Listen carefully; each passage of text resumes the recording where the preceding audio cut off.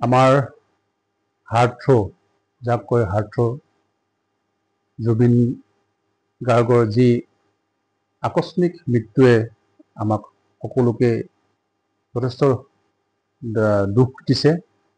অসমবাসী মৰ্মাহত হৈ পৰিছে।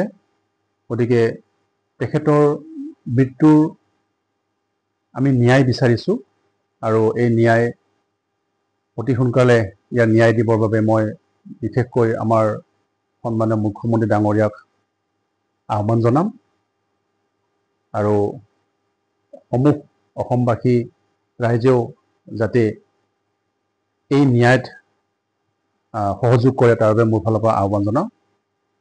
আৰু ময়ো আমাৰ কাৰ্বি ডেভেলপমেণ্ট কাউন্সিলৰ মই ভাইচ চেয়াৰমেন হিচাপে আমাৰ গোটেই কাৰ্বি সমাজৰ ফালৰ পৰাও মুখ্যমন্ত্ৰী মহোদয়ক জুবিন গাৰ্গৰ ন্যায়ৰ বাবে আহ্বান জনাম।